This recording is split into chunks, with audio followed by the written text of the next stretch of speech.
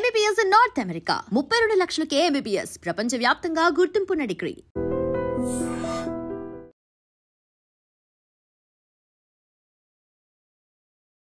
Welcome to iDream media.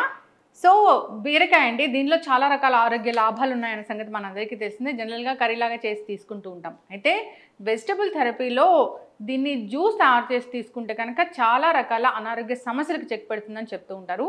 మరి బీరకాయ జ్యూస్కి కావాల్సిన ఇంగ్రీడియంట్స్ ఏంటి, తయారీ విధానం ఏంటి,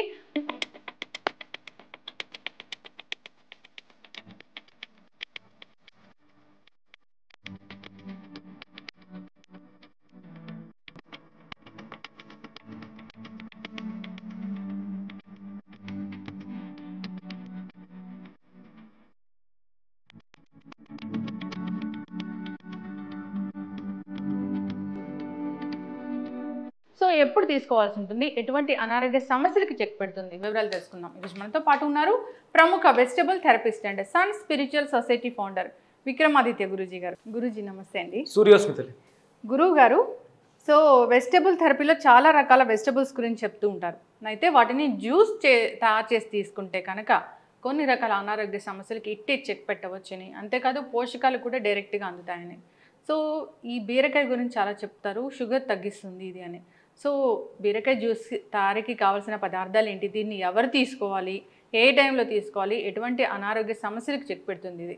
దౌర్భాగ్యం ఏంటంటే రోగం వచ్చిన తర్వాత పదార్థాల గురించి ఆలోచించడం మొదలుపెట్టాం. అవును, అంటే ఇవేమీ లేని టైంలో, అంటే ఇప్పుడు ఇది బీరకాయ, దీనికి ఉన్నటువంటి లక్షణాలు ఎవరు గమనించారు? మన పూర్వీకులు ఎవరో జనరేషన్ మొదలై చాలా రకాల వెజిటేబుల్స్ ఉన్న కొన్ని సందర్భాల్లో ఇవే తినాలి అని మనకి వాడుకలో పెట్టేసి వాళ్ళు చెప్పడం జరిగింది. ఇప్పుడు మీరు చూడండి, సహజంగా ఏదన్నా ట్రీట్మెంట్కి వెళ్ళొచ్చాం, సర్జరీ అయింది, ఇంటికి వచ్చిన తర్వాత పెట్టే వాటిలో ఫస్ట్ ప్రధానంగా ఉండే వాటిలో బీరకాయ వేపుడు, దొండకాయ వేపుడు, బెండకాయ, అంటే గానుగు నూనెతో లైట్గా తాలింపు పెట్టి వేపినటువంటి ఇవే వాడతాం. అంటే తేలికగా జీర్ణం అవ్వడంతో పాటు మనకి మన శరీరంలో ఉన్నటువంటి హీలింగ్ కెపాసిటీని, రోగ నిరోధక వ్యవస్థను మెరుగుపరుచుకోవటానికి, రోగ నిరోధక వ్యవస్థను అధిగమించి మందులా పనిచేది ఇది. మన శరీరంలో ఏదైతే ఇమ్యూనిటీ సిస్టమ్ ఉందో వాటిని ఇంప్రూవ్ చేస్తాయి. మనం ఏది కూడా బయట నుంచి ఆర్టిఫిషియల్గా లేకపోతే సప్లిమెంట్స్గా ఏది ఇవ్వం, దాని ఏది కూడా బాడీ యాక్సెప్ట్ చేయదు, ఒప్పుకోదు అసలు. కెమికల్ రూపంలో మనం ఇచ్చేవన్నీ యాంటీబయాటిక్స్, ఇందులో అద్భుతమైనటువంటి యాంటీబయాటిక్ వ్యాధి నిరోధక ఇమ్యూనిటీ సిస్టమ్ ఉంది. ఇది మనకి కెటబాలిజాన్ని ఇంప్రూవ్ చేస్తుంది. మన శరీరం 5 తత్వాల మీద ఆధారపడి ఉందని శాస్త్రం చెప్తుంది. అవేంటి? Air, fire, water, earth, space. ఇవి 5. ఇందులో ఇది వాటర్ ఎలిమెంట్. సహజంగా అంటే దీనికి మనం ప్రధానంగా మాట్లాడుకునేది బీరకాయని. ఇప్పుడు అంటే మన వెజిటేబుల్ థెరపీ నేను వీడియోస్ మొదలుపెట్టినప్పటి నుంచి షుగర్కి బీరకాయ పనిచేస్తుంది అనేది బాగా ఎక్కువగా వెళ్ళింది. ఇది అంటే ఒక షుగర్కే కాకుండా మనకి నిగూఢమైనటువంటి జ్యోతిష్ శాస్త్రాన్ని కూడా మిళితం చేసి మాట్లాడుతూ ఉంటారు. ఇది అష్టమ స్థానం, వృశ్చిక రాశికి సంబంధించింది. వృశ్చికము మనకి మేషంలో ఉంటుంది. కుజుడు అంటే 2 రాశులకి కుజుడు అధిపతి, ఒకటి మేషానికి, 2 వృశ్చికానికి. ఈ 2 కూడా కారకుడు కుజుడు అధిపతి. కుజుడు రక్తానికి కారకుడు అని చెప్తారు. అలాగే అగ్నికి, అక్కడ మేషంలో ఫైర్లా ఉంటే అదే కుజుడు ఇక్కడ వృశ్చికానికి వస్తువులకు వాటర్ ఎలిమెంట్లో. అంటే ఇవి 2 అంటే మన శరీరంలో వాతం పెరగడం వల్ల షుగర్ వస్తుంది, అరుగుదల పాడైపోవడం వల్ల షుగర్ వస్తుంది. షుగర్ ఎందుకు వస్తుంది అంటే మీరు ఏం చెప్తారు? ఆధునిక వైద్య విధానంలో లైఫ్ స్టైల్ డిజార్డర్, జెనెటికల్, ఇవే చెప్తారు. అంతకు మించి మనం ఏమీ మాట్లాడు. ఇక్కడ vegetable therapy, Vedic vegetable therapy ఏం చెప్తుంది అంటే మన శరీరంలో రక్తం కలుషితం అయిపోయింది, ఇంప్యూరిటీ ఆఫ్. ఆయుర్వేద వైద్యం ఏం చెప్పుద్ది? వాతం, పిత్తం, కఫం, 3 దోషాల మీద ఆధారపడి. అంటే ఇది వాత సంబంధమైనటువంటి దోషంగా మనం తీసుకున్నాం. మన శరీరంలో వాటర్ పాడైపోయింది, దీన్ని బాగు చేసుకోవాలి. అంటే నీళ్లు మురికిగా ఉన్నాయి, దాంట్లో ఇంకా జీవం ఏముంటుంది, దాన్ని మనం ఉపయోగించుకోవడానికి వాడుకోలేం కదా. అప్పుడు దాన్ని ఏం చేస్తాం?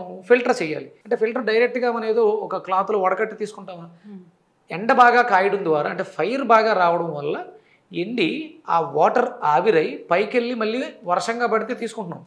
మురుకు గుంట్లో నీటిని డైరెక్ట్గా వాడట్లే. అంటే ఎంత ప్రాసెస్ జరిగింది, ప్రకృతి ఎంత సహజంగా ఇస్తుంది. అంటే మన శరీరంలో పాడైపోయిన నీటిని కూడా ఉష్ణం అగ్ని మండించడం ద్వారా ఫిల్టర్ చేసి రోగాన్ని తగ్గించడానికి వాటర్ ఉపయోగపడుతుంది. ఇది మనకి డయాబెటీస్ ఆ రకంగా ఉపయోగపడుతుంది. రక్తం కలుషితం అయిపోవడం వల్లే రోగాలు వస్తాయి. మనం వాతం పిత్తం కఫం గురించి మాట్లాడుకున్నాం. రక్తంలో ఉండవలసిన qualities quality of blood, quantity of blood, purity of blood. Quality అంటే ఏంటి? రక్తంలో ఏముండాలి?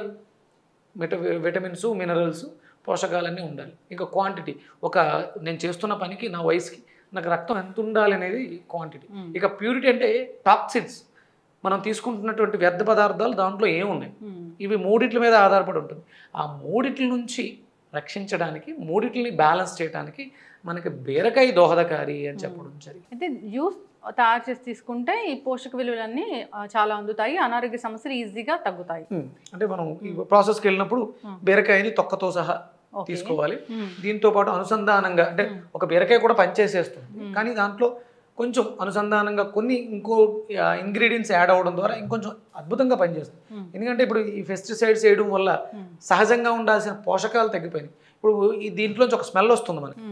పూర్వం ఇంకా ఎక్కువ ఘాటుగా వచ్చాయి. అంటే ఏ కాయగూర అయినా సరే పురుగు పుట్ర వాటి దగ్గరికి రాకుండా ఉండడం కోసం హార్డ్ స్మెల్ చాలా, ఈ బీరకాయలు ఇది 10 ఉండేది. అప్పుడు ఏ రకమైనటువంటి క్రిములు కీటకాలు దాని దగ్గరికి రావు. మీరు పొట్లకాయని తుంచిన ఏ కాయగూరకైనా తనకి సహజంగానే సెల్ఫ్ హీలింగ్ ఉంటుంది. మనం కెమికల్స్ వాడడం వల్ల అవి బలహీనపడడం వల్ల వాటిలో ఉన్న పోషకాలు తగ్గినాయి, వాటిని అవి రక్షించుకోవడానికి కావాల్సినటువంటి సెల్ఫ్ ఇమ్యూనిటీ కూడా వాటికి తగ్గింది. అందుకని కొన్ని ఇంగ్రీడియంట్స్ మనం యాడ్ చేస్తున్నాం ఇప్పుడు. దాంట్లో ప్రధానంగా అల్లం తీసుకుంటాం, అలాగే తమలపాకులు తీసుకుంటున్నాం, నిమ్మకాయలు తీసుకుంటున్నాం, సైంధవ లవణం, మిరియాల పొడి. సో బీరకాయ జ్యూస్ అనేది మార్నింగ్ తీసుకోవాలి. Empty stomach. విపరీతమైనటువంటి షుగర్ ఇబ్బంది పెట్టేస్తుంది. 200, 300, 400 చెప్తున్నారు రీడింగ్స్.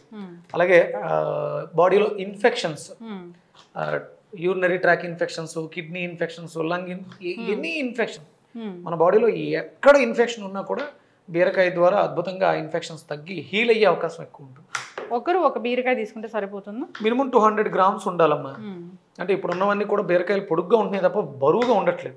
ఇంకా వాటిలో వాటర్ ఉండాలి, పీచు ఎక్కువ ఉంటుంది, వాటర్ కూడా బాగుంటుంది బీరకాయలు. ఇప్పుడు అది తేలిగ్గా ఉంది అంటే మినిమం ఒక 200 grams క్వాంటిటీ ఉండాలి. రోజుకి 3 సార్లు తీసుకోవాలి. ఎవరైనా ఆర్డర్లో లేకుండా ఇబ్బంది పడుతూ మరీ ఎక్కువగా ఇన్ఫెక్షన్స్ అయి ఉంటే, పుండ్లు మానట్లేదు అనుకునే వాళ్ళు రోజుకి మినిమం 1/2 కిలో బీరకాయ తీసుకోవాలి. ఈ సందర్భంగా నేను చెప్తున్నాను, రైతులకి చేతులు జోడించి సేంద్రియ వ్యవసాయానికి వెళ్ళండి. మీరే భవిష్యత్తులో వైద్యులు. మీరు పండించే పంటలే మనందరికీ కూడా ఆరోగ్యానికి ఉపయోగపడతాయి. పోషకాలు లేని పదార్థాలు ఎన్ని తీసుకుని మనం ఎన్ని రకాల మెడిసిన్స్ మింగినా మెడిసిన్స్ ఏవి కూడా పనిచేయవు. ఏంటమ్మా? ఖచ్చితంగా గురువుగారు, అంతే కదా. మనం మెడిసిన్ ఏదైనా తీసుకున్నా డైట్ కంపల్సరీ అవసరం. ఆ డైట్కి మీరు పండించే పంటలే మాకు ఆధారం, లేకపోతే మనిషి బ్రతకటం కష్టం.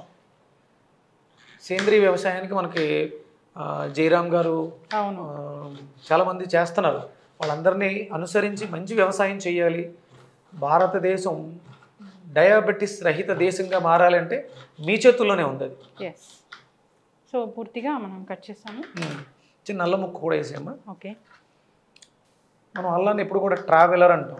అంటే ఏదైనా మెడిసినల్ ప్రాపర్టీస్ ఉంటే వాటిని పాడవకుండా ఆ డిసీజ్ దగ్గరికి తీసుకెళ్ళడానికి అద్భుతంగా ఉపయోగపడుతుంది.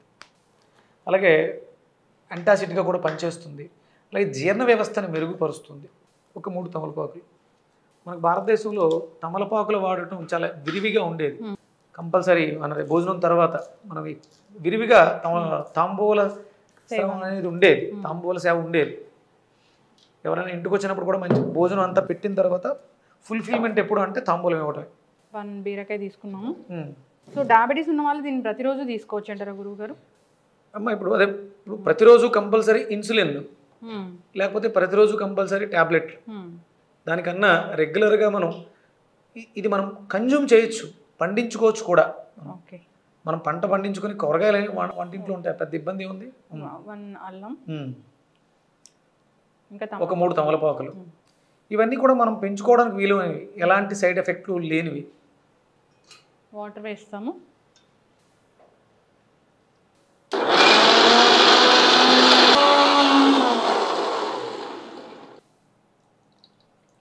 చాలామంది చెప్తూ ఉంటారు అంటే జ్యూసెస్ తీసుకోకూడదు, అవి తినడం వల్లే ప్రయోజనాలు ఎక్కువ ఉంటాయి. ఇప్పుడు మనం అనారోగ్య సమస్యతో డిజార్డర్తో బాధపడుతున్నాం, లోపల డైజెషన్ సిస్టమ్ అనేది యాక్టివ్గా లేదు. అందులోంచి కోలుకోవడానికి మనం జ్యూస్ ఫామ్లో తీసుకోవడం ద్వారా దాంట్లో ఉన్నటువంటి పోషకాలని పొందగలుగుతాం. పోషకాలు వచ్చి బలం వచ్చిన తర్వాత ఆటోమేటిక్గా మన పనులు మనం చేసుకోగలుగుతాం. వెజిటబుల్ థెరపీ అనే దానికి ప్రామాణికత ఉంది. ఇవేవి కూడా ఔషధాలు కాదు. ఔషధాలు శరీరం తయారు చేసుకోవడానికి కావలసినటువంటి పోషక విలువలు కలిగినటువంటి పదార్థం, ఫుడ్. దీనివల్ల ఎలాంటి సైడ్ ఎఫెక్ట్స్ ఉండవు. ఒకవేళ ఏదైనా ప్రాబ్లం అనుకుంటే మనకి రైతులు వాడేటువంటి పైన పిచికారీ చేసేటువంటి కెమికల్స్ వల్ల వస్తుంది. దాన్ని మనం శుభ్రం చేసుకోవడం ద్వారా, ఉప్పు నీళ్ళతో కడగడం ద్వారా, చింతపండు నీళ్ళతో కడగడం ద్వారా, వెనిగర్లో కడగడం ద్వారా ఆ సైడ్ ఎఫెక్ట్స్, ఆ చిన్న చిన్న లోపాలని మనం సవరించుకోవచ్చు. ప్రధానంగా మన శరీరంలో రక్తం అనేది చెడిపోతేనే షుగర్ వస్తుంది. ప్యాంక్రియాస్ అనేది పని చేయట్లేదు సరిగ్గా, తన వ్యవస్థని తను వర్క్ చేయట్లేదు. సైంధవ లవణం, మిరియాల పొడి. సైంధవ లవణం వేస్తున్నాం, మిరియాల పొడి. రుచికి సరిపడా లెమన్, ఉప్పు, కారం, పులుపు, వగరు, కొంచెం చేదుగా కూడా ఉంటుంది బీరకాయ. తమలపాకు వగరుగా ఉంటుంది, కారంగా ఉంటుంది. అంటే రుచులు ప్రధానంగానే మన వైద్య విధానం అంతా కూడా ఆయుర్వేద వైద్య విధానం మన భౌతిక శరీరం మీద ఆధారపడి అది తీసుకునే రుచుల మీద ఆధారపడే ఉంటుంది. ఎవరైతే డయాబెటీస్తో బాధపడుతున్నారో ఇలా జ్యూస్ ప్రిపేర్ చేసుకుని సిప్ చేస్తూ చప్పరిస్తూ ఎంజాయ్ చేయాలి. ఇది లోపలికి వెళ్ళి నా శరీరంలో ఉన్నటువంటి సమస్యని క్యూర్ చేస్తుంది అనే నమ్మకంతో చేస్తే చాలామందికి ఈ 4 ఏళ్లలో మనం వీడియోస్ మొదలుపెట్టిన తర్వాత ఈ 4 ఏళ్లలో అద్భుతంగా బీరకాయ పండించడం కానీ వాడుకోవడం కానీ విపరీతంగా జరుగుతుంది. మరింత శ్రద్ధగా చేస్తూ జీవన విధానాన్ని మార్చుకోవడం ద్వారా మనం తినడానికి బ్రతకటానికి మాత్రమే తినాలి. ఇప్పుడు అందరం కూడా ఏంటంటే నైట్ లైఫ్ అలవాటు పడిపోయి తినకూడని సమయంలో తినకూడని పదార్థాన్ని, ఇప్పుడు బిర్యానీ మాంసం తినడం తప్పు, అది తినకూడని సమయంలో తింటే ఇంకా పెద్ద తప్పు. దానివల్లే చాలా అనారోగ్య సమస్యలు ఇబ్బంది పెట్టేస్తున్నాయి.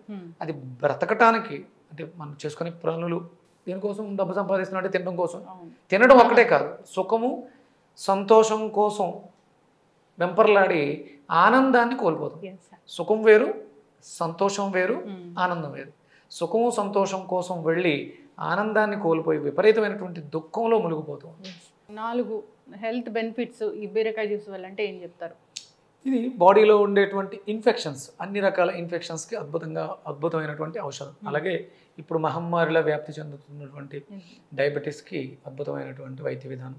అలాగే ఇది రక్తాన్ని శుభ్రం చేయడం ద్వారా రక్తంలో ఉన్నటువంటి క్వాలిటీస్ అన్నీ కూడా, మీకు పోషకాలు తక్కువ ఉన్నాయి, విటమిన్స్ డెఫిషియన్సీ ఉంది అంటే లోపల ఆ స్టోరేజ్ లేకపోతే మీరు ఎంత బయట నుంచి తీసుకున్న అది తీసుకోవద్దు కదా. ఇది మనకి లింఫాటిక్ సిస్టమ్ మీద అద్భుతంగా పనిచేస్తుంది. మీకు గడ్డలు వస్తాయి, కొవ్వు గడ్డలు, లింఫ్ నోడ్స్ అంటారు, వాటికి కూడా ఇది అద్భుతమైనటువంటి పరిష్కారం చెప్తుంది. రెగ్యులర్గా అంటే సమస్యతో బాధపడుతున్న వాళ్ళు దీనిని కొంచెం ఎక్కువ రోజులు వాడాల్సి ఉంటుంది. ఇవాళ ఏదో వాడేస్తే ఇంగ్లీష్ మెడిసిన్లో వేసేసుకుంటే ఆధునిక వైద్యంలో వచ్చినటువంటి వాళ్ళు ఒక గంటలో నొప్పి తగ్గిపోవడం అన్నట్టు ఉండదు. ఇది లోపలికి వెళ్ళి మూలం నుంచి క్యూర్ చేసుకురావడానికి మనకి 3 నుంచి 6 నెలలు పడుతుంది. సంవత్సరం లోపు దీని ప్రభావాన్ని ఇది అద్భుతంగా చూపిస్తుంది. ఖచ్చితంగా గురుగారు చాలా చక్కగా చెప్పారండి. బీరకాయ జ్యూస్ దాన్ని తొక్కుతో సహా మనం జ్యూస్ చేయాల్సి ఉంటుంది. డయాబెటీస్ ఉన్న వాళ్ళకి బాగా పనిచేస్తుంది. అంతేకాదు బ్లడ్ని ప్యూరిఫై చేయడానికి, వూండ్ హీలింగ్కి బాగా పనిచేస్తుంది.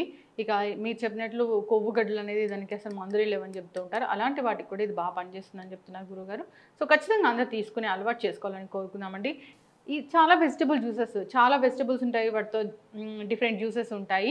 సో వాటిని ఆల్టర్నేటివ్ డేస్లో కనుక తీసుకుంటే ఇంకా ఆరోగ్య ప్రయోజనాలు అనేవి చాలా మెయింటెనెన్స్ కోసం అయితే రోజుకు ఒక రకం జ్యూస్ చేసుకోవచ్చు. అలాగే మనకి 12 నెలలకి 12 రకాల జ్యూసెస్ మనం చెప్తాం. అంటే ఒక నెల ఇది బీరకాయ, మనకి బీరకాయ అంతా కూడా కార్తీక మాసం అంతా కూడా బీరకాయని విలువగా వాడుకుంటే ఆ మాసానికి రావాల్సిన బెనిఫిట్స్ అంటే మనం అక్కడ కార్తీక మాసంలో విపరీతమైనటువంటి చలి ఉంటుంది, ఇక్కడ రక్తాన్ని వేడెక్కించడం ద్వారా మన శరీరాన్ని బ్యాలెన్స్ చేస్తూ ఈ బీరకాయ ఇది ఉండేది ఎలిమెంట్ వాటర్ ఎలిమెంట్ మన శరీరంలో ఉండేటువంటి వాత సంబంధమైనటువంటి దోషాలకి బయట టెంపరేచర్ కూడా చల్లగా ఉంటుంది, ఇక్కడ అది ఆపోజిట్గా పనిచేసి మన శరీరాన్ని రక్షిస్తూ ఉంటుంది. ఖచ్చితంగా గురుగారు చాలా చక్కటి ఇన్ఫర్మేషన్ అండి, ధన్యవాదాలు. సూర్యసుందర్.